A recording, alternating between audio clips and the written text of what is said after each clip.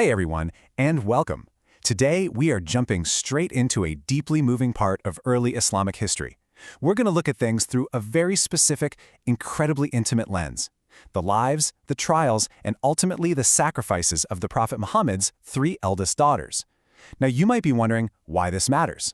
Well, it's because their personal struggles literally mirrored the massive sacrifices of the entire early Muslim community. It is a fascinating, heartbreaking journey, so get ready to take some mental notes. Okay, let's dive right into this. Here is our roadmap for today. We'll start with the family tree, move into Zaynab's incredible sacrifice, cover Ruqayyah's two migrations, talk about Kulthum, and finally end with the father's grief. And if you're thinking, hey, what about Fatima? Don't worry. The Prophet's beloved fourth daughter had a life so expansive, she is actually getting her very own dedicated explainer. So today, we are zeroing in strictly on her three older sisters. Part 1. The Family Tree and the Household of Khadijah. Let's set the stage. So breaking down the family dynamics, Prophet Muhammad had 7 children in total. 6 of them were born to his first wife Khadijah, and his 7th child was with Maria. Out of those 7, 4 were daughters. And you know, grasping this family dynamic is absolutely essential. Why?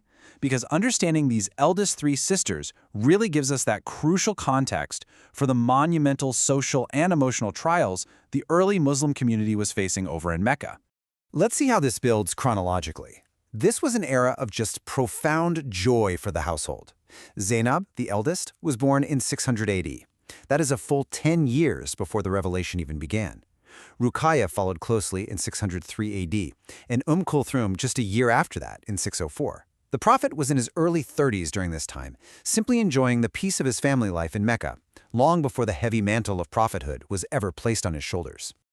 Moving into Part 2, Zaynab's sacrifice and the trials of the eldest daughter. Now, when the Prophet began publicly sharing the message of Islam, the leaders of the Quraysh tried to use emotional warfare. They pressured his sons-in-law to divorce his daughters, but there is a dramatic contrast here between the husbands. Zaynab's husband, Abu al-As, flat out refused their demands.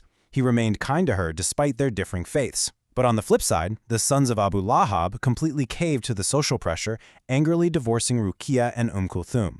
This stark difference in character really set up Zaynab's incredibly unique situation. And that brings us to what is honestly one of the most cinematic and emotional sequences in early Islamic history. Let's walk through this step by step. During the Battle of Badr, Abu al-As actually fought on the side of the Quraysh, and he was captured by the Muslims. To ransom him, Zaynab, who was still stuck in Mecca, sent her most prized possession. It was a necklace that had belonged to her late mother, Khadijah. When the Prophet saw Khadijah's necklace, he was just deeply moved. He agreed to free Abu al-As, but on one major condition. He had to allow Zaynab to migrate to Medina. And, true to his noble character, Abu al-As honored his word. He went back to Mecca and sent Zaynab to join her father. But Abu al-As's story doesn't end there. Later on, his trade caravan gets intercepted by Muslims and he loses all his wealth. So he sneaks into Medina under the cover of darkness and seeks Zaynab's protection, which she publicly grants him at the dawn prayer. The Prophet totally respected this and asked the Muslims if they wouldn't mind returning his wealth. They agreed. Abu al-As took all that wealth back to Mecca, distributed every single penny to its rightful owners, and then, powerfully, declared his faith. He basically explained he only delayed his conversion so no one would think he was trying to steal their money. Talk about integrity, right? He then migrated to Medina, where the Prophet reunited him with Zaynab. Tragically, though, Zaynab's time with her husband in Medina was cut severely short, and it was directly due to an event from her initial migration. See, when she first left Mecca, a man named Habar ibn al-Aswad attacked her caravan, striking her camel with a spear. Zaynab, who was pregnant at the time, was violently thrown from the animal. She suffered a devastating miscarriage and sustained severe internal injuries that plagued her for years. Because of this horrific, unprovoked violence, she is historically regarded as a martyr. She ultimately succumbed to those injuries in the 8th year after the Hijrah, passing away at roughly 30 years old. She was tenderly washed by the prominent women of the community, Ayman, Sauda, and Salama, leaving her father in immense, unbelievable grief over the loss of his firstborn child. Part 3, Ruqayyah's Migrations, the journey of the second daughter. As we noted a moment ago, Ruqayyah suffered a forced divorce right after the revelation of Surah al-Masad, which heavily condemned her father-in-law, Abu Lahab. He demanded his son Utbah divorce her on the spot. But, this hardship led to a tremendous blessing. She was soon married to Uthman ibn Affan, one of the noblest and wealthiest companions. Together, they became famous for their profound resilience. They actually migrated twice for their faith, first to Abyssinia, then to Medina. This earned Ruqayyah the title Dat al-Hijratain, meaning the possessor of the two migrations. She also had a son with Uthman named Abdullah, but he tragically died at just 6 years old in the 4th year of the Hijrah. The really crucial point here is how her life intersected with the momentous Battle of Badr. Just before the battle, Ruqayyah fell severely ill. Historical sources suggest it was actually the measles. The Prophet was so incredibly worried about his daughter's deteriorating health that he explicitly ordered Uthman not to march out with the army.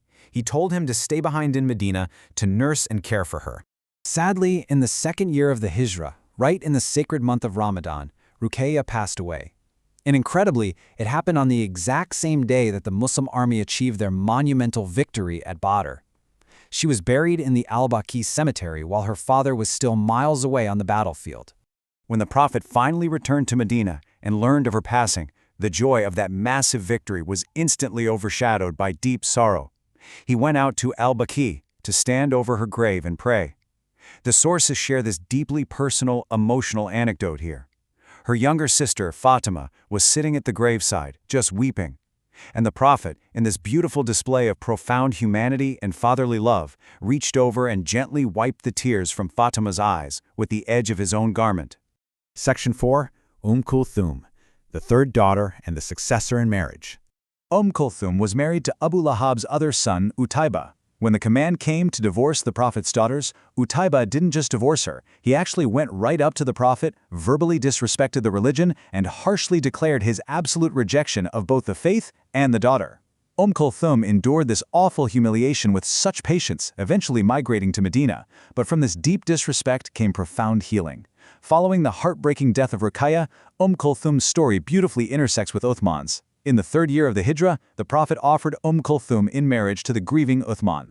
And this brilliantly illustrates something totally unprecedented in history, because Uthman was given the incredible, unique honor of marrying not one, but 2 of the Prophet's daughters consecutively. He was granted a special title.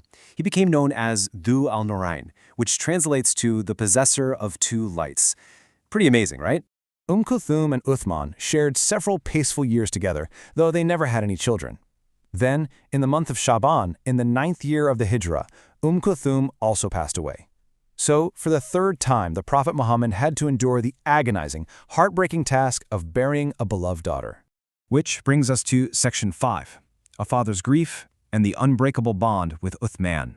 After losing both Ruqayyah and Kulthum, Uthman was just utterly devastated. People saw him walking through the streets of Medina, completely broken-hearted, his head bowed down in sorrow.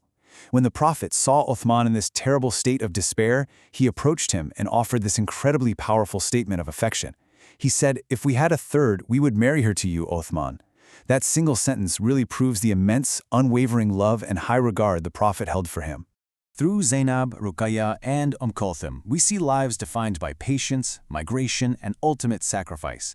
Their stories are woven into the very fabric of early Islam. But this brings up a lingering, powerful question. What about the beloved 4th daughter, Fatima el-Zahra, the one who wept at Ruqayyah's grave, the one who outlived her sisters and even her father?